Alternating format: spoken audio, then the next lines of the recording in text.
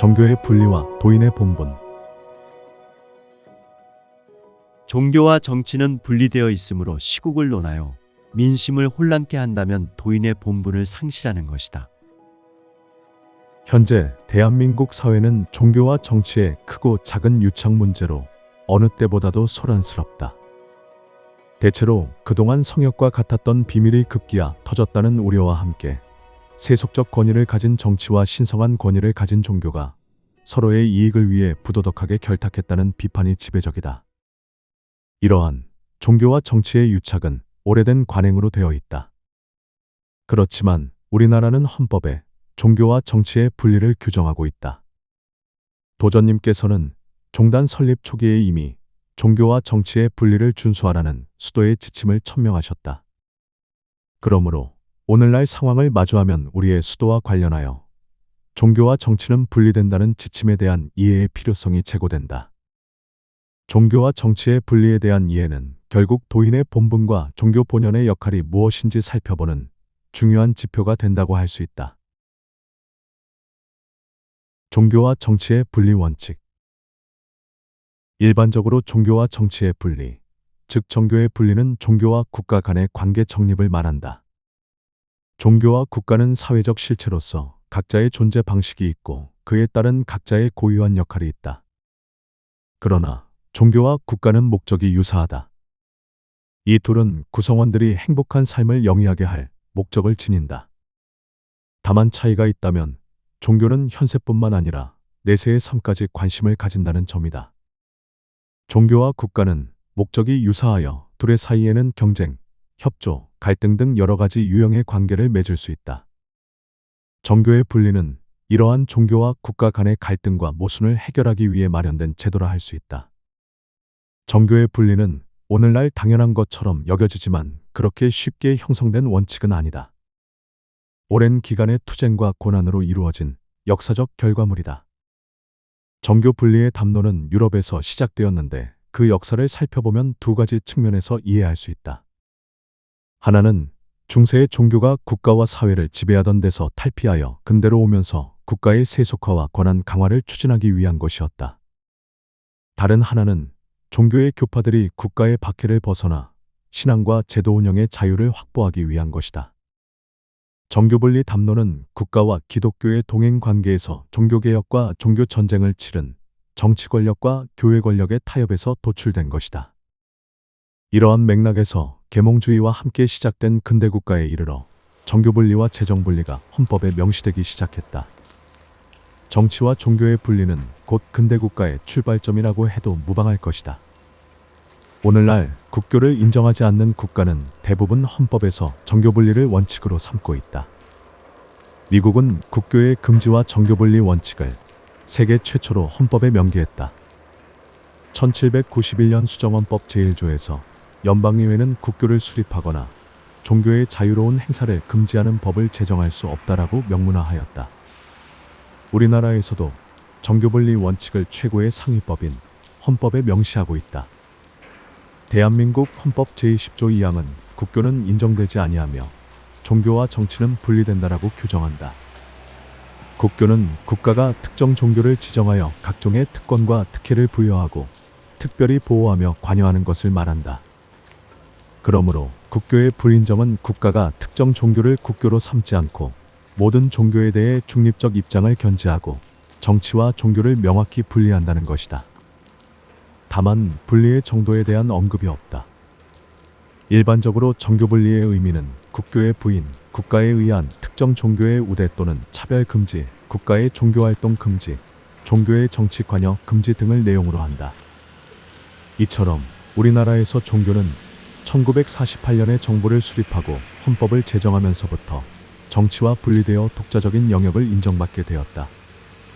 우리나라는 헌법으로 규정한 정교분리의 원칙에 따라 종교와 정치의 관계가 설정되고 국가의 종교에 대한 종무행정도 이루어진다.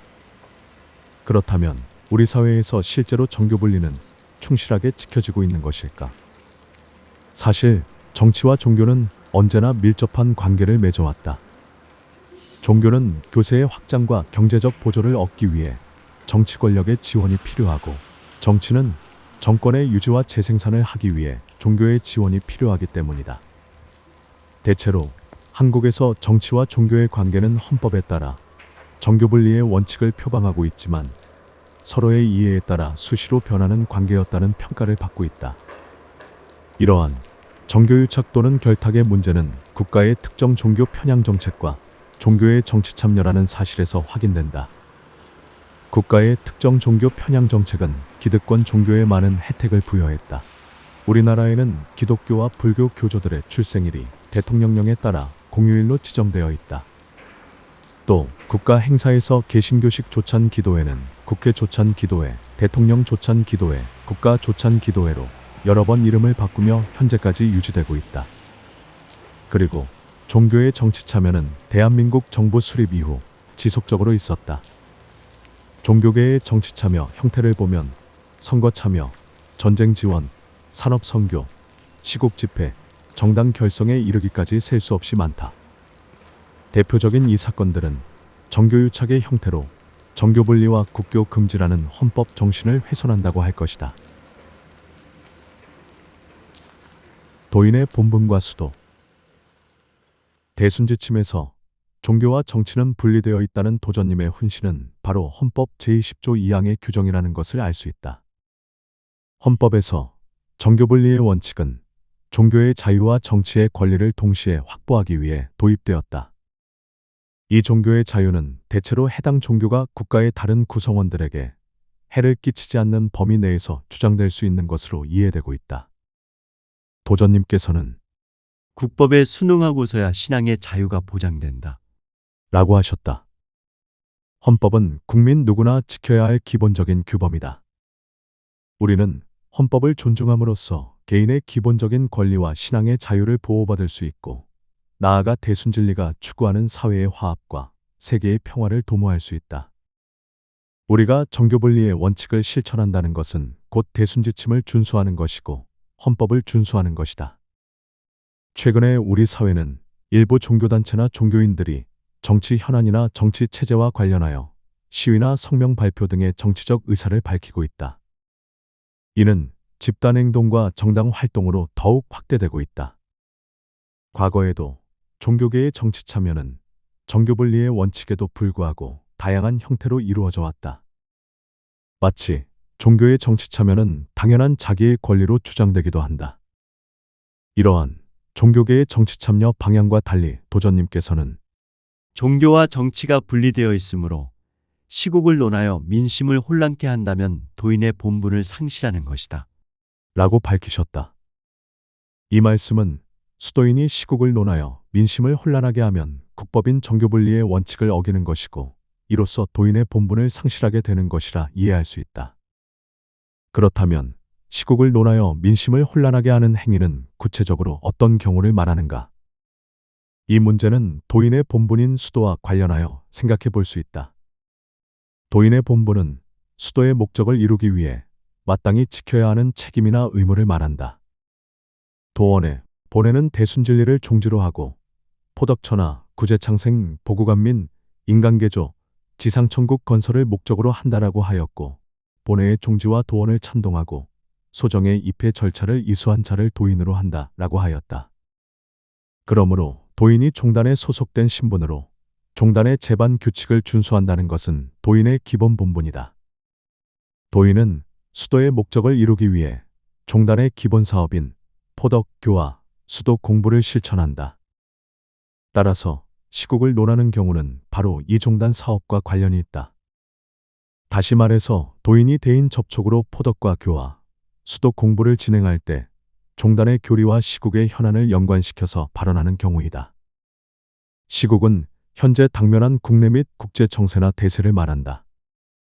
정치, 사회적으로 민감한 사건이나 상황은 특정 종교의 이념과도 관계가 있을 수 있고, 사회적으로도 논쟁과 갈등을 일으킬 위험성을 내포하고 있다. 그러므로 종단 사업인 포덕과 교화에서 이러한 시국을 이용하여 교화하는 데서 문제의 소지가 발생하는 것이다. 특히 문제가 되는 것은 교리와 시국을 교묘하게 엮어 사실을 왜곡하거나 완전히 조작하는 것이다. 바로 유언비어와 조언비어이다. 이 문제로 인해 대중은 특정 사안에 대해 잘못된 인식이나 편견을 갖게 되고 민심은 본래와 다르게 혼란하게 된다. 거짓된 정보는 더욱 광범위하게 퍼져나가 결국 그 사회를 무질서한 상태에 이르게 한다.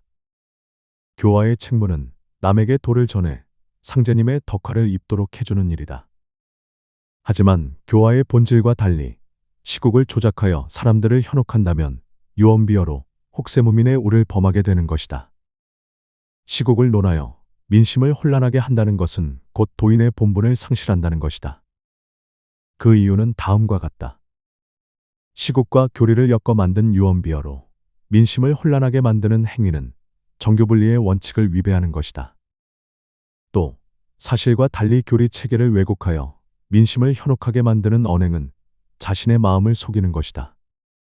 이것은 수칙의 조항인 국법을 준수하며 사회도덕을 준행하여 국리민복에 기여하여야 함과 무작위는 도인의 옥존이 양심을 속임과 혹세무민하는 언행과 비리괴려를 엄금함을 지키지 않는 것이다. 수칙은 도인이 반드시 지켜야 할 수도의 준칙이다. 그런데 수칙의 내용인 국법과 무작위를 위반하였다는 사실은 도인의 본분을 스스로 저버리는 행위라 할 수 있다. 도인이 시국을 논하여 민심을 혼란하게 만드는 경우는 반드시 종단의 사업에만 국한되지 않는다. 종단이나 도인의 이름으로 시국에 관한 정치적 의사를 명시적으로 밝히는 행위는 종교의 정치 참여로 볼 수 있다. 정치 권력은 선거를 통해 이루어진다. 이때 종교단체는 유권자의 선택에 막강한 영향력을 가질 수 있고 정치권은 이러한 영향력을 이용해 세력을 확장하려는 유혹에 빠지게 된다. 하지만 현행 공직선거법은 종교기관이나 단체 등의 조직에서 직무상 행위를 이용해 구성원에게 선거운동을 할 수 없도록 규정하고 있다. 이것은 헌법이 명시하는 정교분리 원칙을 위배하고 사회 전반에 걸쳐 다양한 부작용을 낳기 때문이다. 그러므로 도인이 정교분리의 원칙에 따라 종단 또는 도인을 대표하여 특정 정당이나 공직선거 후보자를 지지하거나 반대하는 것은 금지되어야 한다. 오늘날 종교는 국가의 권위 없이는 존재할 수 없고 국가가 규정한 규칙과 법률의 범위 안에서 활동한다. 우리의 종단도 이와 다르지 않다. 종단은 정교분리의 원칙에 따라 종교의 활동을 법률로 보장받고 있다. 나아가 종단은 국가로부터 종교 편향과 종교 차별을 받지 않게 된다. 종단에 소속된 도인은 그러한 관계 속에서 신앙과 수도를 안정적으로 실천해 나갈 수 있다. 따라서 종단뿐만 아니라 도인도 헌법에서 규정한 종교와 정치의 분리 원칙을 마땅히 준수할 의무가 있는 것이다. 수도는 남을 잘되게 하는 공부이다. 도인은 자신의 본분에 알맞은 참된 언행으로 진리만을 전하고 유언비어로 혹세무민할 소지를 삼가야 한다. 그것은 바로 도전님께서 국법을 지키고 윤리도덕을 준행하며 국리민복에 기여하게 하라 는 말씀과 맥을 같이 한다. 우리가 헌법의 정교분리를 준수하는 것도 여기서 벗어나지 않는다. 정교분리는 정치와 종교가 서로 떨어져서 각자의 업무에 충실하고 서로에게 간섭하지 말아야 한다는 원칙이다. 따라서 종단은 종교 본연의 역할인 가정화목, 사회화합, 인류화평으로 세계평화를 이룩하는 것이 대순진리이다. 라는 인류의 보편적 가치와 종교의 도덕성을 지켜야 한다. 현재 종단은 비영리단체인 재단법인으로서 정부로부터 세제 혜택을 받고 있는데 우리는 종단과 도인의 본분이 공익적 성격을 갖고 있다는 사실을 인식해야 할 것이다. 정교의 분리와 도인의 본분